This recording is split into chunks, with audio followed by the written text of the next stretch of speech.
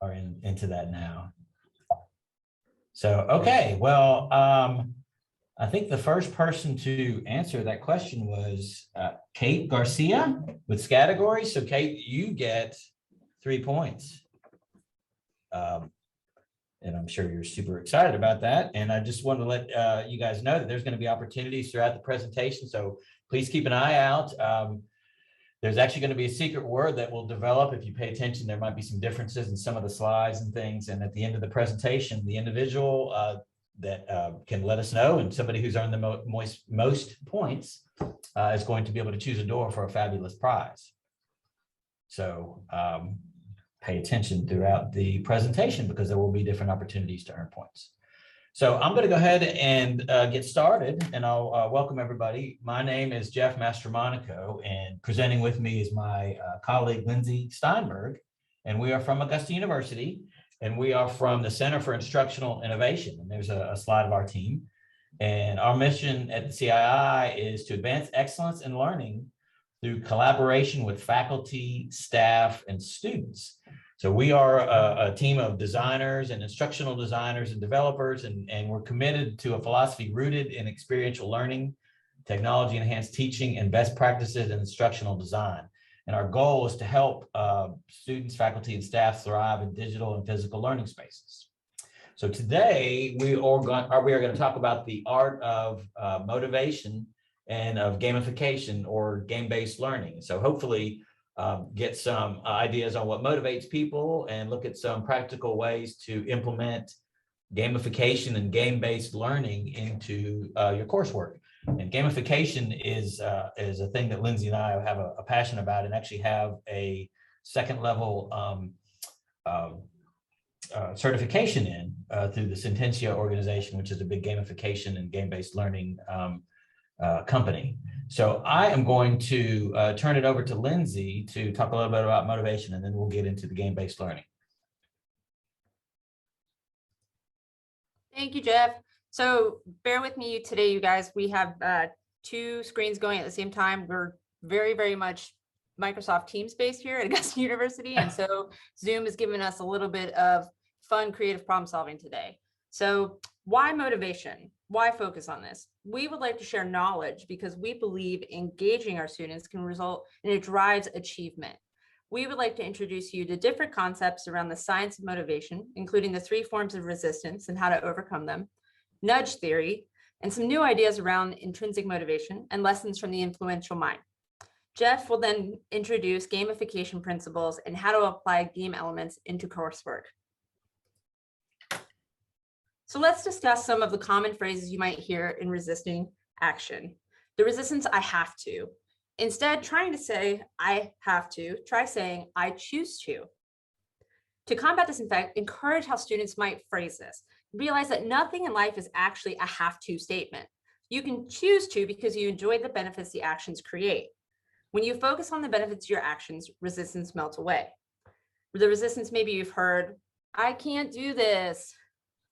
Realize efforts creates excellence. Everyone knows the saying, practice makes perfect, but they rarely apply it to themselves. The resistance, well, what's in it for me? The good news is the value can be modified. A University of Virginia psychologist studied a semester-long intervention of 2 different groups of high school students. One group wrote a reflection of how science related to their lives, and the other group simply summarized what they had learned in class. The group which wrote about reflecting turned out to be more vested in the end. Tackling such resources as resistance like these can strengthen your resolve. The choice, of course, is yours. Neuroscientific findings suggest that seeking rewards is primary motivator of humans and is critical to learning. The reward circuitry is a hardwired mechanism that is critical to human functioning. Well-known speaker Simon Sinek explains his theory of leading conversations with why. By communicating with your students or even your fellow faculty through an idea similar to Sinek's golden circle shown here, you can lead more effectively. Successful communication begins from the inside out, aiming for the part of the brain that controls behavior and then allowing people to rationalize it with the tangible things we say and do. It's leading with our soul or our heart, where we have our gut instincts deep in our limbic part of our brain that controls the decision-making and not language. By explaining our why to our students, we can evoke an established sense of trust from the beginning of the conversation. So I wanted to share with you a recent example of how we utilize this at Augusta University in a course. This is Emma. Emma was 15 when I met her at our Girls Who Code program at Augusta University. She had been through 5 surgeries over the course of 8 years and was the result of ulcerative colitis. She had been a long-term patient with a colostomy bag. Emma's parents described how her life had changed and her personality as a result from being cheerful and sociable to understandably reserved because of this colostomy bag. With our innovation committee and Professor Kathy Slade and the whole College of Business, we were able to form a Shark Tank style assignment in her business and healthcare management course. We centered the idea around a medical device redesign and Emma's story. This turned into an annual competition for our students to tackle challenges which needed solving. And the students enjoyed the course so much that they requested that the course be added again the following semester from Professor Slade. By providing the why, our students felt that they could help change the course of thousands of lives with their ideas. 2 American scholars at the University of Chicago developed a terminology centered around nudge theory. Nudge theory is a concept which proposes positive reinforcement and indirect suggestions as ways to influence behavior and decision-making of individuals. This theory works to develop small changes which you can influence the decisions of others towards positive outcomes. Their book states the following rules must be followed for nudge theory to work. Every nudge must be transparent and never mislead the other. If the user does not want to participate in the nudge, they should be allowed to get out easily. There must be sufficient reason to believe that the behavior induced through the nudge makes the lives of those affected better. All of these which can be seen just like Emma's story. So let's look at some examples of where nudge can be used in everyday life. Probably the most famous nudge is from the early 1990s. The cleaning manager at Amsterdam Airport was trying to reduce spillage around the urinals. He settled on etching photorealistic images of flies on the urinals right near the drain. The idea was to give people something to aim at. He reported an astonishing 80% reduction in spillage after introducing the flies. He estimated this resulted in a 20% reduction in total bathroom cleaning costs. Since then, the flies have begun showing up in restrooms all over the world. In one of our other presentations, I actually had faculty members report back to us that they had seen similar ideas in the Atlanta airport.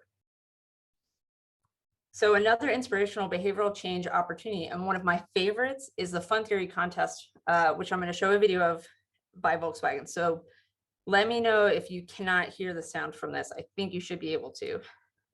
Hi, I'm Kevin Richardson. I'm the winner of Volkswagen's Fun Theory Award. My idea was the speed camera lottery. Could we get people to obey the speed limit through fun?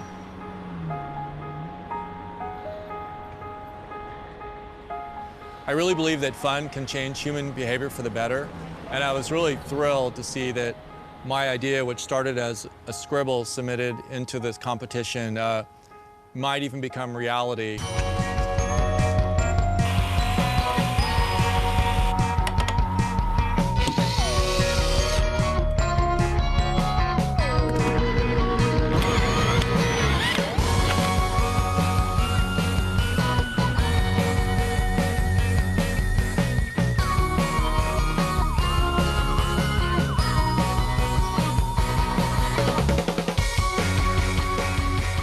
The speed camera lottery would do 2 things. One, it would photograph speeders and give them a citation, and that money goes in a pot. But if you're obeying the law, your picture will also get snapped. You'll be entered into a lottery and win some of that money from those speeders.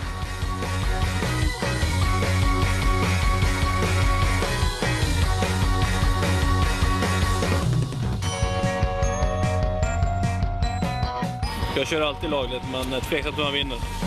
Det är ju bra positiva grejer det där. Kör lagligt och tjäna deg, det är perfekt.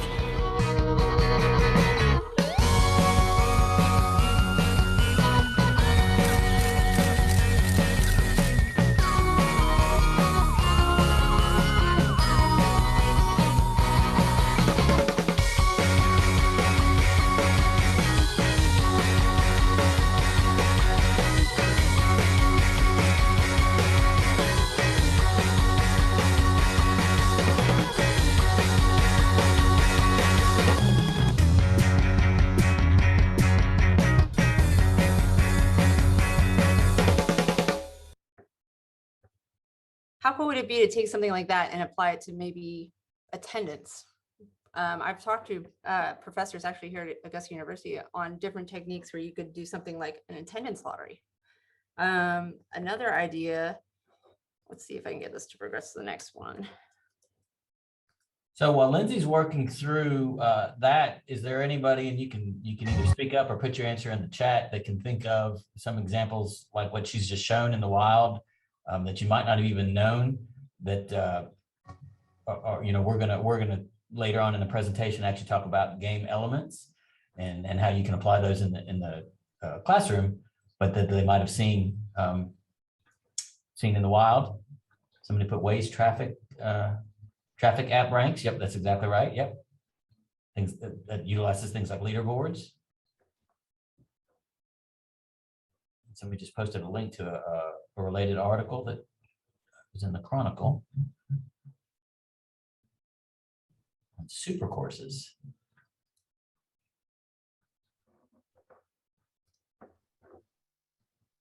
Okay, I think she's getting close. Yeah, because there's some other great nudge examples that she has to show. Okay, can you hear me? Vaccine lottery, that's another good one. Yeah. I apologize. So I'm not going to show the second video just in case that happens again, but they had another one from the fun theory where there was a piano staircase and you had the option to take either the escalator on the right side of a subway or take the staircase on the left side. And every time you stepped on a staircase, it played a different piano note. So they were trying to promote healthy behavior by making it more playful to run up the stairs. And both of those ideas were great examples of positive nudges. I actually sent both of those ideas to my apartment complex, hoping they would provide fun, healthy nudges in everyday life. So this next one, though, is talking about the power of words. And sometimes it isn't what you say, but how you say it. So one example is in sign like these. Maybe you've seen things like this in the bathrooms of restaurants where there might be a sign for employees must wash hands. I'm not sure about you, but that's not very motivating or encouraging. So instead, why not change the perspective? Let's focus on you, because there's no more important individual than to the self. So if we channel this idea for your benefit, then why in the world would you disagree? Here you can see an example of how Augusta University utilized the power of words in this non-smoking encouragement. For your health and well-being, the AU Somerville campus has been designated as a tobacco-free environment. So how can we turn nudges into benefits for our students? Here's a few ideas on how to implement nudge theory into education.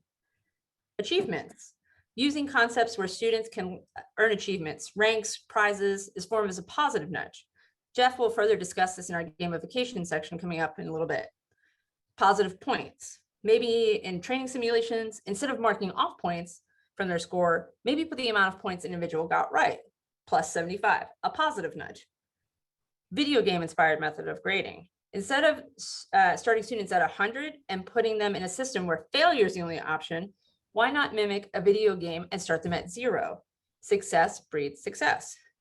Lastly, have students name the specific steps they intend to take. There's an increase in the likelihood of follow-up to their goals.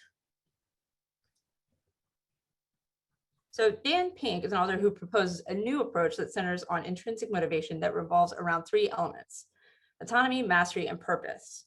Autonomy is the urge to direct our own lives, but this is different than simply independence. It means acting with choice. Mastery, the desire to get better and better at something that matters. And purpose, the yearning to do what we do in the service of something that is larger than ourselves. And I feel that all of these really helped us in Professor Slade's class with Emma's story. So how can we implement these Dan Pink's motivational elements into our courses? Involving students in setting their own goals. Just like nudges, individuals are more engaged in work when they have helped to achieve a goal. Reduce controlled language.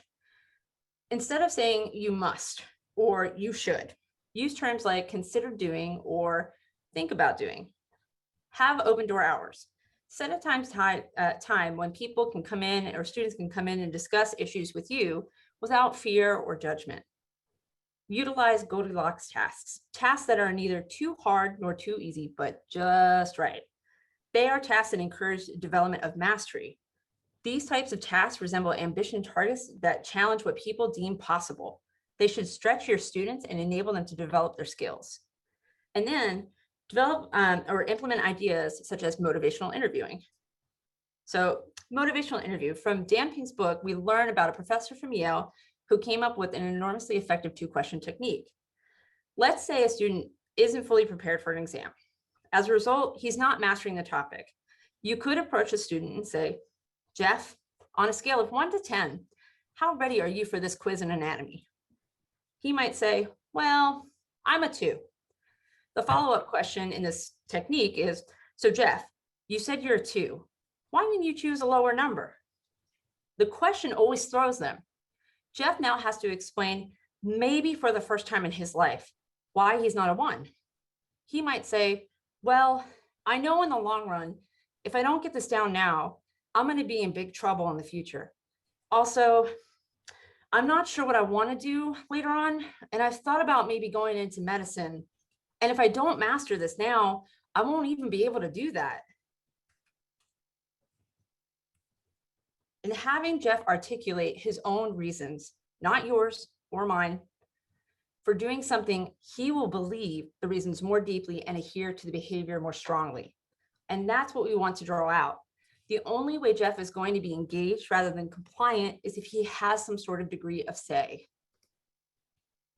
On the rare chance that he says 1, surprise them by saying, well, what would it take to turn it into a 2? And telling you what it would take for them to become a 2 or something higher, Jeff then reveals what they need to do before they are able to achieve their goals. This is what you need to know to motivate them first in order for them to take that next step. This is a great way to positively influence and connect them without imposing. This leads us to the power of positivity. The premise of the influential mind is how we influence those around us and how understanding the brain can help us change the minds for the better. The author suggests the power of positive emotions, specifically rewards or incentives, and also suggests that immediate positive reward works better than a threat at a later time. The author explores different social drivers and affects how the brain functions. So here are some of the examples. Prior beliefs. Don't start with how they're wrong. Start with common ground. You might disagree with me on this, but we both want to get better at persuasion, don't we? Emotion. Make them feel and get your brains in sync. For example, look at these smiling puppies. Incentives. Focus on rewards, not warnings. Incentives will get you what you want, I promise. Agency. Give options, not orders. So you offer students 2 possibilities, or maybe 3, but it's totally up to you. Curiosity. Fill the gap and focus on the positive. And state of mind. If they're feeling down, then present the conservative option. But if they're feeling really good, focus on the riskier upside. The author writes, for example, about the remarkable fact that only 39% of hospital workers wash their hands properly. A study found that putting them under webcam surveillance didn't improve things at all, but adding continuous digital display of the number of people following the rules brought compliance up to 90%. This dramatic improvement combines new technology with old psychology. Positive reinforcement. The reward of being told you are doing your job well can often change the behavior more than punishment. On a podcast called The Hidden Brain, the same author discusses a research paper of how they increase hand washing at a hospital through measuring the influence of images in hand hygiene health. The study in a German hospital published the results, which showed that the happy face resulted in the most uses and influence of use. Here at Augusta University, we created a student and faculty team developing this idea of influencing healthy hand hygiene health during the pandemic to help positive reinforcement with using hand sanitizing dispensers. The units are capable of wireless data and giving immediate positive feedback when used. I would play the video, but I don't want it to take over like before. So this is actually Jeff using the unit. It gives immediate feedback. So when you use it, it displays the happy face. If you walk past the unit without using it, it actually lights up with an angry red face. So this isn't to say all nudges are a quick fix. The same nudges don't work for everyone in every instance. It's critical to have a platform to take action and measure impact. Oh, well, right there. It's our responsibility to create an engaging learning environment, but a word of caution. Be mindful that you're not creating content that brings you happiness, but instead design content for your learners. This is from Sententia Gamification. The problem is that our motivation profile is so core to who we are and our personalities. It's how we make decisions that we have trouble understanding the perspective of those whose profile is significantly different from ours. This is a problem that Dr. Stephen Reese of the Reese Motivational Profile labels as self-hugging. He says, not only do we believe everyone should be like us, but that they are like us. If an instructor is highly motivated by one element and a student is lowly motivated in the same area, the teacher might not understand why the student doesn't want to share the experience or knowledge with fellow team members. The student can sometimes be seen as obstinate when maybe they're just not motivated by the same thing. In motivation and gamification, it's important to realize that you, the instructor, have different motivations for playing than most of the people you encounter. So we wanted to take a moment. Would somebody be willing to share, whether it's in a chat or even opening your mic, a story where they found themselves guilty of self-hugging?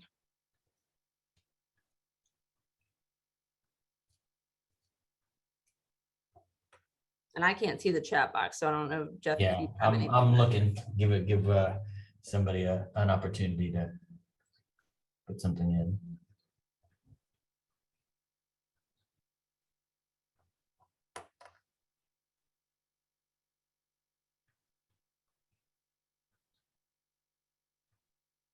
And I don't know about Jeff, but I definitely have a. Thinking students would like to present orally rather than writing because you do. Yep, that's a great example. Assuming that grades are the main motivator, as was your case in days of yore. I do like that. Yeah. Similarly to what Rachel Bailey had said, that we conducted a faculty development on gamification and asked the same question. One of the professors used a lot of music references, things like the Beatles and things like the Rolling Stones and things like that, because those were things that he enjoyed. And because, of course, anybody that's been raised right would know what those are. But the students, they fell short on the students, and there weren't anything that they understood. So he admitted that was his example of self-hugging. Wondering why students are not curious about learning what I consider cool stuff. Yep, that's exactly right. So I definitely am guilty of puns. I love puns. I love them so much, but not everybody loves puns. Yeah, it's I used to have a coworker who immensely did not like puns or the books of puns. And this is one of the, I have a book on my desk filled, it's called Have a Little Pun. And this is two of the images from it. So I had to realize that she did not find the same enjoyment that I did. So who was the first person? So the first person to answer was Rachel Bailey. And she was talking about thinking students would rather present orally, rather than writing, because she likes to present orally. So she earns 5 points. Yay, Rachel. Yay. So now I'm going to turn it over to Jeff to start talking about gamification. I'm sorry, I was actually reading another example that somebody put, that they're sure to update examples. As many from my college days are those which today's students cannot relate to. Yeah, that's exactly right, and it keeps changing. Okay, so we've talked a lot about what motivates people and some different examples of how you can utilize different techniques to motivate people. So now we're going to see how that plays into what's either called gamification or game-based learning in some places. And that is actually the process of applying game elements, game mechanics, and game thinking to non-game situations. So while we will be talking some about full-blown games, also we'll hopefully be able to show you some ways that you can take different elements from games and apply them to make lessons and make your courses more engaging to the learner. Because games for entertainment, such as Mario Brothers, those were developed primarily for fun and recreation. But the main purpose for games for learning are knowledge acquisition or behavior change. So student and gamified sections have statistically and significantly, I'm very proud that I was able to say that, outperformed students that were in non-game sections. And this is because gamification uses fun to motivate behaviors. So when designed correctly, gamification is proven to be successful in engaging learners, motivating employees to change behavior, to develop skills, or solve complex problems. And so what are the benefits of gamification? Gamification allows players or learners to restart, to play again. It allows them to learn from their failures. So they develop this resilience to failures. Often players, they must fail before they succeed in a game. If you think about even playing Pac-Man, you're given three chances because, your Pac-Man can die or be eaten or whatever. So you're able to try again and try again and try different things. Borrowing from this concept, you can allow students to redo assessments, teaching them that failure isn't always the end point, but instead it's just another step in the learning process. Students through gamification are more productive, they're more engaged. We'll talk a little bit about narrative and some broad concepts like that create a more engaging, hopefully a more engaging lesson. It pushes students to be more interested through giving them positive feedback. And it's shown to prove retention. There's actually a popular book called Corporate Universities that posits that interactive learning games can boost long-term knowledge retention rates by up to 10 times.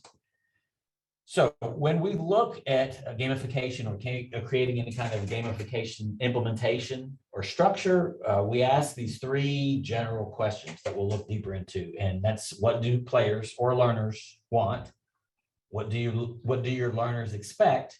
And then what tools are you going to utilize to engage them? So the first thing we're going to look at is, what do players want? And when you're using gamification, it's good to have an understanding of how your players like to approach games. So if we can move to the next slide, we'll go ahead and look at game player types. And this is a simple measure that was designed by Richard Bartle. It's called the Bartle Test of Psychology, and it breaks up the way people play games into 4 simple categories. And as we look through these, maybe kind of think about yourself, and you might see yourself in one or maybe even more of these categories. And these are the achiever, the explorer, the socializer, and the killer. So first, the achiever. So these are players that are entirely dedicated to achieving impressive game feats. So these are the ones that like to win the awards. They like to collect the badges. They are the ones that will replay a level, replay that level of Angry Birds to get those 3 stars. Things like badges and trophies and levels, things that they can earn. These are the type of things that appeal to this type of player. The explorer, these are players that like to delve deep into the world of a game. They like to explore, they like to unlock. They are into the narrative and the storyline of a game. And these are the ones, some things that appeal to them could possibly be things like Easter eggs, which we'll talk about a little later. Having levels, like I said, the story and the narrative that kind of pulls them along. The next one is the socializer, and these, just like it sounds, these are ones that thrive on the social aspect of games. A lot of times, maybe board games that you play with others would appeal more to them. Games like Candy Crush, if you think about the social aspect of that, where you're allowed to share things with others, working in teams. They also would like things like badges, but anything that they were able to display and share and show their friends. Those are the type of game elements that would appeal to them. And then we come to the killer, which is, I was actually surprised to see that this is actually the smallest from a percentage standpoint of the player type. But these are those that like to play possibly like the first person shooter games. They're the ones that like to go in, they like to create chaos. Things like combat and competition, tests of skill, player versus player, and even leaderboards where they could show that they've dominated everything. These are the type of things that appeal to this type. I have two sons who like to play Lego video games, and there's lots of puzzles and things for them to solve, but they're also rewarded coins just for going in and destroying things. And I think that's the part that they like the most, which I don't know if it's something I should be concerned about as they get older. Okay, so we've talked about what players want. So now we're going to look at what players expect, and then also in doing that, look at the tools that you would use to engage players. So we are going to talk about what's called game elements and look at this pyramid of game elements. There are many elements that are used in games, and we'll talk about these. These are some common elements that can be found in gamification, and this pyramid kind of provides a structure. And the best examples of gamification aren't necessarily ones that have the most elements in them, and they're not any elements that are necessarily better than others, but it's more of using elements and using them effectively to address those player types. So the first one we're going to look at is dynamics. And if you were to use the analogy, a language arts analogy, the dynamics would be the grammar.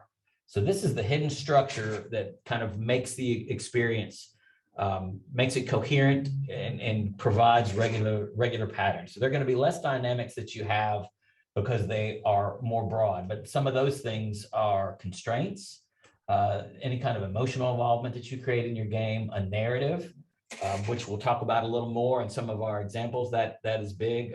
Progression, having progression in a game, any kind of relationships that you develop in a game. So those are that's the broad structure that establishes your game.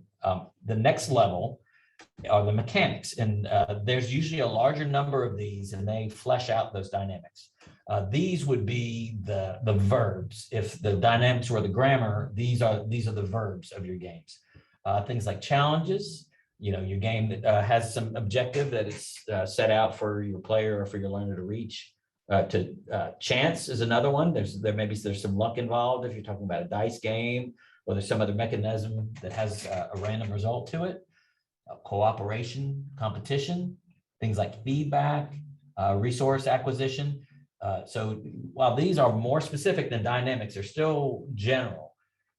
Where the next level that we're going to talk about is components, and that's where we get more specific. If mechanics were the verbs, components we're going to look at are the nouns. So these are things like achievements, avatars, badges, boss fights, things, collections, those actual badges or achievements that you would collect, those would be specific components.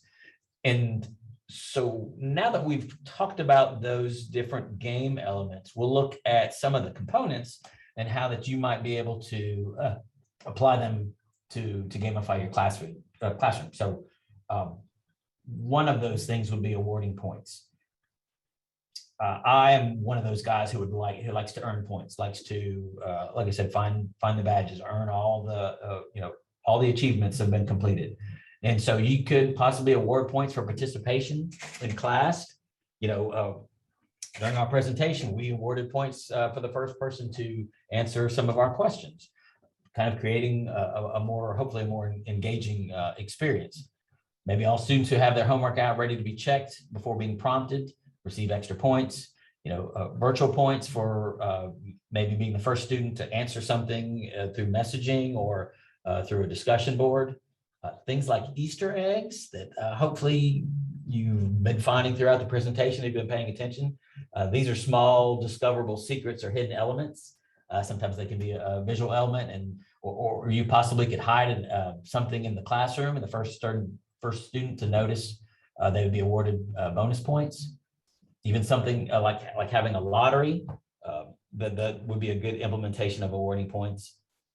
Another implementation, another game component would be badges. So if you want to move on to the next slide, Lindsay, yeah, so you could award maybe a virtual champion title for the most comments in an online course, awarding badges for a type of skill that's been learned, maybe writing skills, writing exam questions, peer review skills, even awarding badges again for the first person to answer a question. We are going to look at a gamification unit that Lindsay and I ran, and we would award badges for the first person to attend our office hours. So having badges and having surprise badges and things like that that people don't even know that they were able to earn is a good way to create engagement. Another way is choice, allowing the student to choose out a group of options, maybe allowing a student to choose the topic of their paper. There's a well-known example of successful gamification that Dr. Lee Sheldon did, where he modeled his whole classroom on a massive multiplayer online game. Students created avatars, they formed guilds with classmates, they completed quests, all to gain experience points. And Sheldon even allowed for structural changes in the class based on choices of his students. And students could tackle assignments in any order that they wanted to, as long as they reached level 12 by the end of the semester, they would receive an A. So this also talks about another option, which would be customization. In giving students choices, you can also allow them to maybe customize an avatar that they're going to use in an online discussion forum. We'll talk about a history game that we were able to work on here at AU, in which students were able to create a character persona. Perhaps they could use it for a journal entry, or like we'll show learning a historical event. Another thing that can be used in your courses is a quest or an adventure, having things like an escape room or a virtual quest, or maybe even a scavenger hunt where students go on a photo quest. Students are assigned, maybe they use their smartphone to snap a picture of something at home or in the community that maybe captures a specific concept. And this also allows for collaboration if they're the type of player that likes to work in teams. And so these are all different ways that you could possibly implement those game elements into your courses. We'll go ahead and show some examples that we've had the opportunity to work on here at Augusta University, and then also look at some of the dynamics and elements that are built into those. The first one I'm going to talk about is World Health Day. We actually named this the Global Pathicist Simulation. This originally started with Dr. Daniel Kamenstein was giving a lecture to first-year medical students about how world organizations work together during crisis, specifically during a pandemic. And so instead of giving this long lecture, he decided that he would work with us to gamify this experience. And so what we created was a simulation in where students were actually put into groups. Each group represented a different organization, such as the WHO or FEMA, and they were each given an organizational bio. And so based on that, they were given limited amounts of capacity, money, and power. And so their goal was to interact with the other groups to combine their resources in order to build things like hospitals or nursing stations or testing facilities. And they all were in this race against time to hold back a fictitious pandemic that was spreading across an imaginary country. So currently this is being played entirely online, but originally this was a mix of digital and traditional game elements. You can see there in some of the pictures, they were actually given an envelope filled with cards that they would trade with others and trade into what we were calling a banker in order to help pay for the hospitals that they would create, or the nursing stations, or any of the testing facilities and things. And there was a big digital board in which whatever it was that they had managed to build would show up on the digital board, on the digital map, and hopefully hold back the spreading pandemic. So the mechanics that were used in this gamification implementation were things like chance, competition. So they earned points that showed up on a leaderboard. There were win states, and there was a debriefing that occurred afterwards. So they were given feedback. The more specific components or characters. Each group had a bio that they had to learn about their specific organization and what that entailed. There's points. They worked in teams. Throughout the simulation, they earned achievements. And so this was just a much more engaging experience than just going through a lecture. And the feedback showed that they really helped them learn how these different organizations work together and pooled their resources during times of crisis. Another example is what we call the Game of Sages. And this was actually an implementation of a reacting to the past game, which has become very popular in social sciences. And we worked with Dr. Andrew Goss and Dr. Sandrine Catrice in creating a role-playing game based on ancient China. And so in this, you see one of the biographies that students are given. They were assigned roles, and they were required to act out their characters through speeches and different things, all to influence other characters in creating and making a decision about going to war. And so the big dynamic for this was obviously the narrative that was involved. The game mechanics that were used in this were things like competition. You had the ability to earn points and to either live or die based on things that happened to you. And so the winner at the end of the 2-day game was obviously the one who survived or earned the most points. There were leaderboards. You could work in the teams, and there were obviously achievements that you could earn during this. Another example that we were able to work on was a natural selection simulation, and we worked on this with Dr. Ruchi Patel for a biology course. And this was actually designed to give students a better understanding of allele frequency and how it can affect future populations. So in this was actually a timed game in which students took on the role of a predator, and their goal was to eat as many colored beetles before time ran out. And at the end of each round, they would use formulas to calculate, based on the physical traits of the survivors, what the next generation would be. So after several rounds of doing this in different environments, it would help students gain a better understanding of how those environmental factors and the physical characteristics, how they could affect future populations and how those could be predicted. So again, narrative was a big dynamic in this implementation, progression, and there were definitely constraints as far as the timer and the amount of bugs that they were able to capture before time ran out. There was competition. They received immediate feedback at the end of each round, and there were challenges. They earned points. And obviously the timer was another game component that was used in this, and again, made a more engaging experience in trying to learn this concept. Another engaging experience that we were able to work on was the physics escape room. And this was very big on narrative. This was the narrative, the storyline that we came up with was of a student who'd locked themselves in the science lab, and the artificial intelligence version of the faculty member, instead of just letting them out, requires them to demonstrate their knowledge of physics to solve these different puzzles and eventually escape the lab before the big exam. The dynamics involved in this were the narrative, progression, constraints. The game mechanics included feedback and many challenges. And those more specific components were the puzzles. There were Easter eggs involved, that hidden things that they could find to earn points and hopefully help them solve the code to get out. And there were different levels. We actually did 3 different implementations of this that focused on different skill sets. He eventually gets out of the lab, but then gets stuck in the elevator. And then there's another thing where he has to solve some trivia questions to finally get out of the lock on the door and get out, hopefully to study for the exam. So one more example that I'll show you guys of gamification, and this is actually a unit that Lindsay and I had the opportunity to work with faculty on multimedia and motivation student learning. And this is actually a gamified unit on gamification. And so this was a 3-week asynchronous course that we did in D2L. And the idea was to ultimately earn enough points to earn the AU Victory Cup.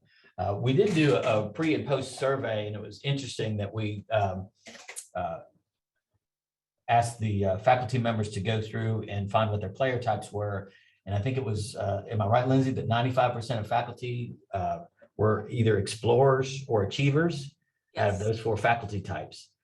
Yes. I mean, Yeah. majority actually of our participants were actually explorers, which was fascinating out of the 4 Bartle profile types, and probably 5% were achievers. So maybe one person in every group. We had 12 teams of 5, and we tried very, very diligently to make sure that our teams were interdisciplinary teams so that there was a mixture and not everybody from the same department in one group. Right. And majority So- of them, though, were explorers, which would be really interesting to see in teaching across the board if most instruction or instructors are either achievers or explorers as opposed to the other types of profile types. Right. And as a follow-up, anybody who would like, we could provide the link to this player type test to, maybe if you guys are interested to see what player type you might be, if you don't already know. I'm very much like I'm very right-handed. I'm also very much the achiever, and it was very easy for me to see.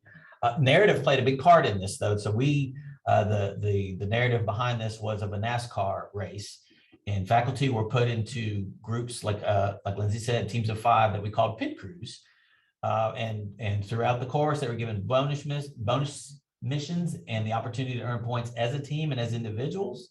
We had leaderboards that they would appear on, but we also were very cautious to make sure that the point system that we had developed was secondary to their grade. So anything that we displayed really had no effect on their grade, or we wanted to make sure that FERPA did not come into play. So anything that was on display had no relation to their grade.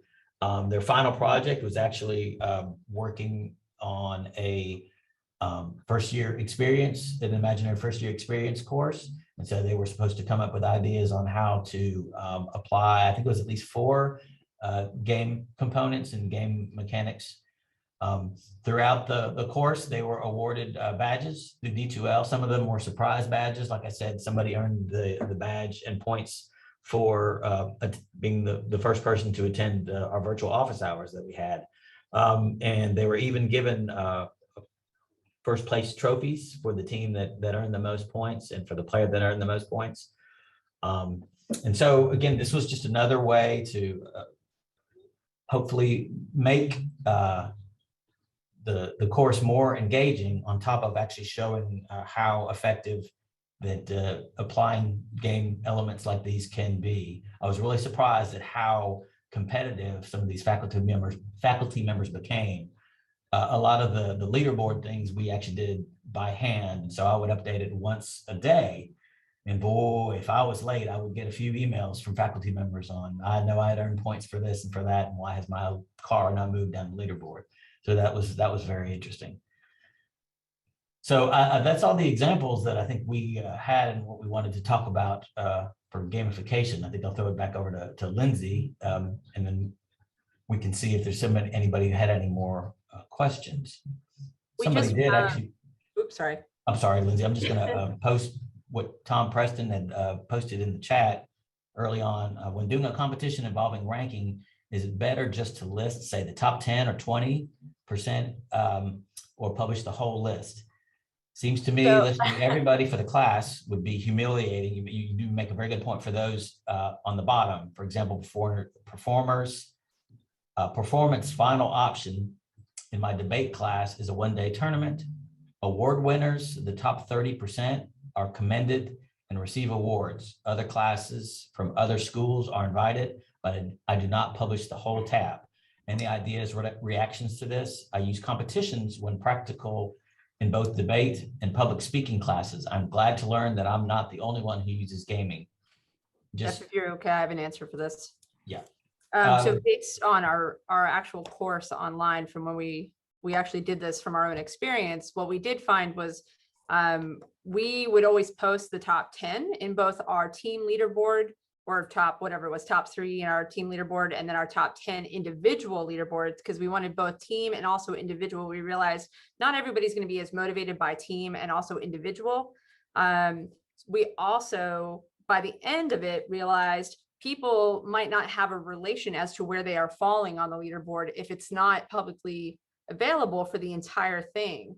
So what we figured out by suggestion based on student feedback is that each week we would send out an email saying, this is what your score is in relation to the top. So that gave them enough to know, okay, so this is all I need in order, if I want to go to the top. So that was enough for them for what they wanted feedback wise. And that way, not all of the points are publicly available. Another option similar to that is showing them where they are in relationship to maybe a couple people above them or a couple people below them. And so they have some idea of how they can progress, but they don't necessarily see that, oh, I'm never going to get that 1 million points to make it to the top. So did you ever have weekly feedback I found kept everybody engaged, and because of Lindsay's love of puns, we tried to make it as race related as possible in our language. But again, just there were some people that kind of scoffed at that, but more than not, it was surprising, even kind of a simple, silly narrative like that, how powerful that was to engage and get people involved. Part of the onboarding process in this course was having everybody create their own avatar.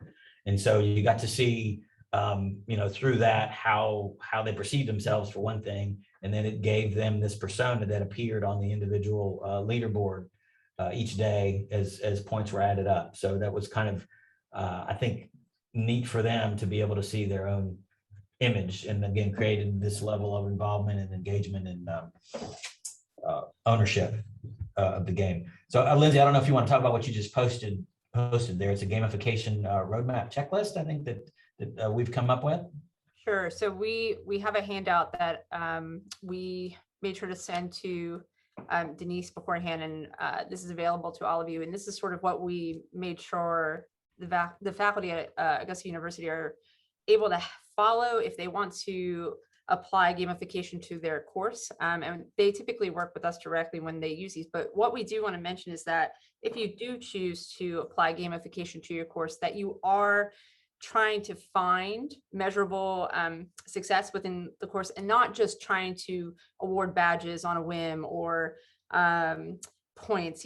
We want you to be able to revisit your learners and get feedback and see what works and doesn't work, and whether it's pre and post surveys. Or an example is when we did our course, and to answer a question, yes, we did do this in our learning management system. I think I saw that. We did this in D2L. And most of the content was all available asynchronously. When we did our pre-survey, there was a lot of feedback we received where people were unhappy that we were doing teamwork and it wasn't going to be self-paced.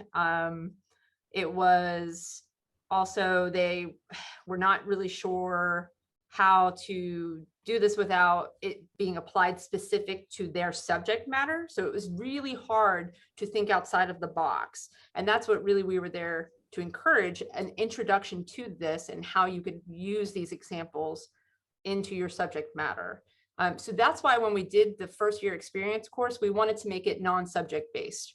So we didn't want teams to have to do this for a science course specifically, or only maybe an English language course or whatever it might be, because then it might be weighted towards one individual on the team. So we wanted to make it non-subject based so that the ideas could be limitless.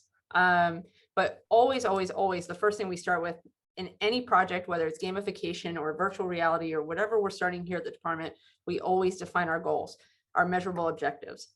And so the first thing we did for our first year experience course for that final assignment, we gave them 3 course learning outcomes for that first year experience course.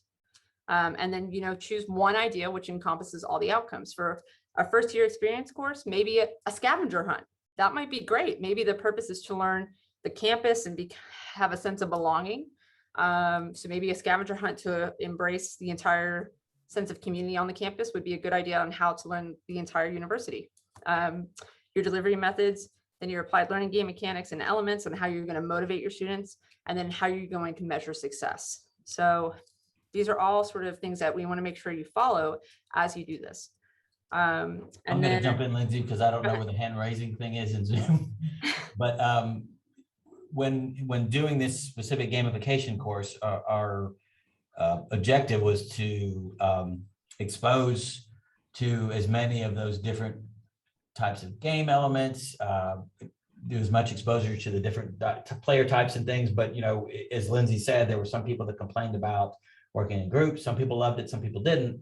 But it just kind of shows you that you really need to design toward a specific player type, and to avoid that self-hugging problem of, had we had time to do this, a good thing to do is to prototype and to test with possibly with students or players that you know reflect who you're actually ultimately designing for. And so that's a good way to combat, I guess, that self-hugging, is to if you have the opportunity, is to do some type of prototyping or some type of testing of what you've come up with in order to see what works and what doesn't for the specific group that you're targeting. So, and I'll go ahead and also get on my a little bit of a soapbox. Somebody asked about if we used our learning management system, and we did use D2L. However, a lot of the implementation, whether it be the leaderboards or the badging, a lot of it was done by hand. There is an engagement add-on that can be added on to D2L that I think allows for a lot more streamlined use of things like game maps, which we used, and leaderboards and things like that, that possibly you could stump for whoever you need to get that added to, if you use D2L to your implementation of D2L. That's something that I'm hoping to push senior administration to see the value of that. Because since we've done this, we have had a lot higher interest in implementing some of these game elements into coursework. So yes, D2L does have badges. I think this engagement add-on makes that even more easy to implement, and you're actually able to create a leaderboard that actually displays all that instead of doing it by hand. It's native to D2L. Okay, so was there anybody that had paid enough attention to see some of the hidden Easter eggs in our presentation and come up with the secret word?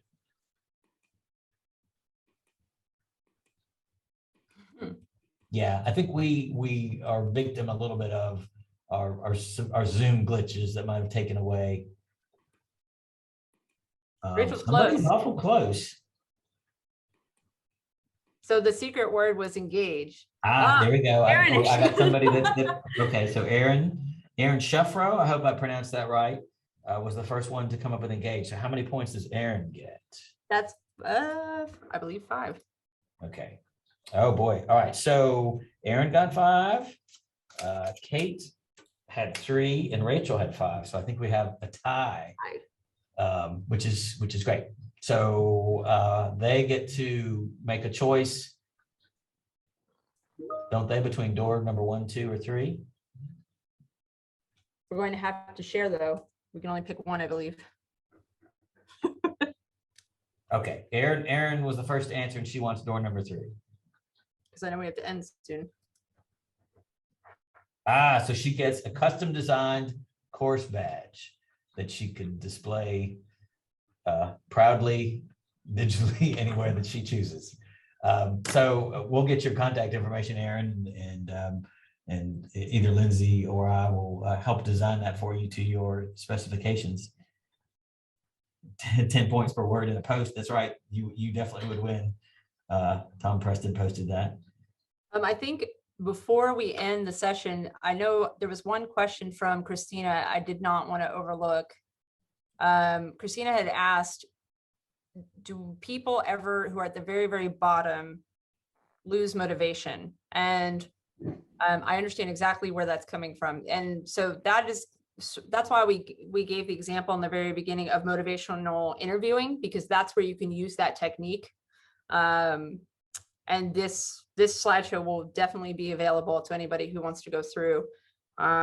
We definitely have resources at the very end of it as well, with all our references and materials and links. But as far as our gamification course that we did for faculty, we had 60 faculty members. We had 100% participation.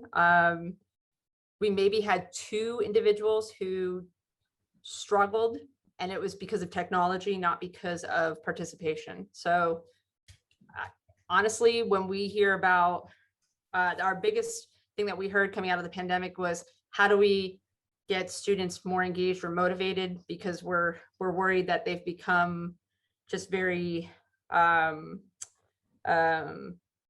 a little bit less engaged since coming out of the pandemic. And we did not see that as much, especially with gamification. We heard some motivation things when we first came into this, like, oh my gosh, I feel like I'm so behind and how am I going to catch up? And I don't know. But then we thought it was funny because we found that this was an achiever. And so this particular achiever spent the entire day catching up to the rest of the class and ended up scooting right up to the top. So it definitely works. Well, I want to thank you both so much. I think this has been really fun, and I think it's a good reminder that we can have fun in our classes and with our students and with other faculty members. I've got some ideas, and I'm going to follow up with you, Jeff and Lindsay, on some other ideas that I have. So just a big thanks to both of you. This is really great. For those of you who have been asking, we will share all these materials on our website. I just put a link in the chat. As webinars happen, I move the ones that are past to the bottom of the page. So you'll just need to scroll down to get to the previous webinars and those recordings and materials. I usually have them up within 24 hours. So thank you both again. Thank all of you for coming and participating. These would not be nearly as successful if you didn't play along. Yeah, so thank you for being so attentive. Yes, thank you. Yeah, and I see that Lindsay has put their email addresses in the chat. So thanks to all of you again. We really appreciate it. Thank you.